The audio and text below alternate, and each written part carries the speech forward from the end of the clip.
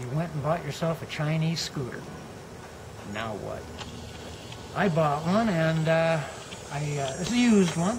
Been sitting in the garage for 7 years or longer. It's only got 400 miles on it, 800 and some kilometers. Got it home, got it started, no problem. Engine sounds great.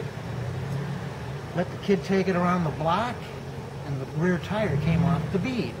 Now, I'm not blaming the Chinese for this, but try to change this bitch. I've never done this. I don't know anything about these bikes. I don't know anything about bikes. I couldn't tell you, test them from my ass, all right? So, we're going to learn together. I'm going to start a series. It's called You Bought a Chinese Scooter, Now What? And this is a real pain in the butt. It's not that things go wonky on it. The engines are fine, and I got disc brakes on both front and back. This is a pretty darn good bike. But if you need to change the tail light, the turn signal, you got to take the entire goddamn body apart. Plastic is everywhere.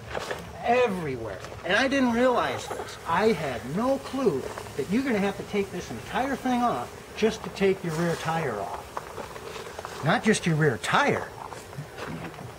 Almost anything you do to this bike, you're going to have to disassemble the body. So there's screws everywhere, there's nuts everywhere. Fortunately, they're mostly the same size. So if I lose one or whatever, I can just go down to the hardware store, buy another one, pop it in. So I'm not too worried about that. But this is turned into a real nightmare. This body panel, it's two sections. It's held together by some little clips in here, but there's a screw right here, right at this juncture. And I don't know how they got a screwdriver in there. I could get one of them little bendy screwdrivers and try and get it, but see it? Can you see that? It's right in between the black panel and the yellow and the silver panel.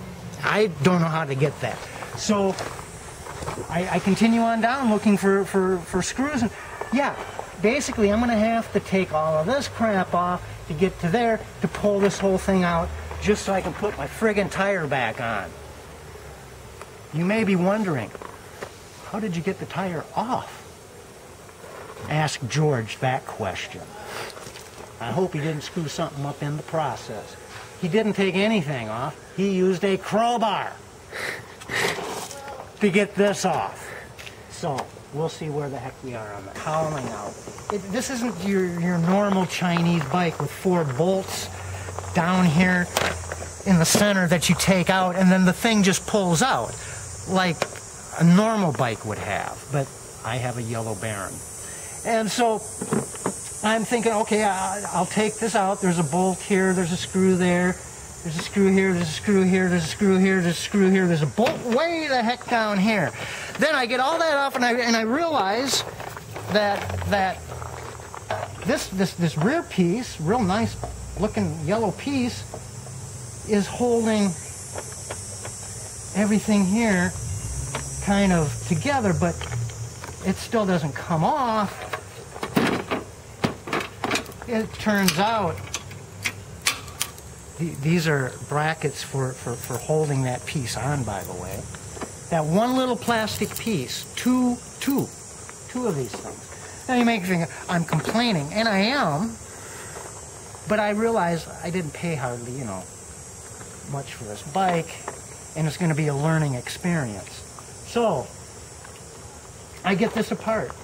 I think, great, maybe now the cowling will come out. No, it's held in by this plate here, which is attached by 2 bolts on either side of the frame.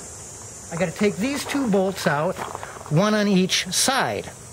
And then this whole black bracket thing will come off, and then hopefully I can pull the black cowling out.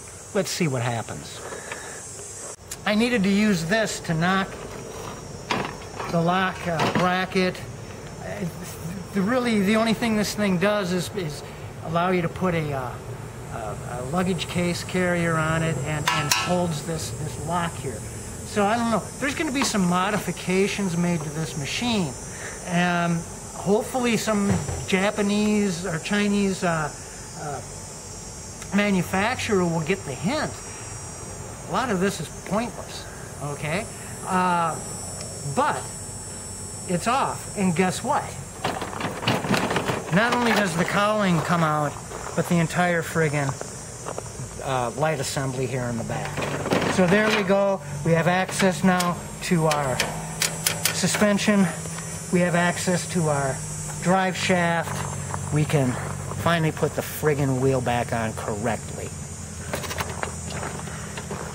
And we'll do that probably in another video. Adios.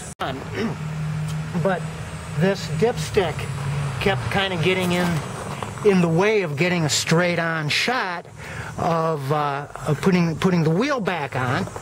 So we deflated the tire. All right, so I got to go put more air back in it now. But that gave it enough clearance to get past this friggin' dipstick. Problem solved, except now I have to find the bushing that goes in here that George lost. Thank you.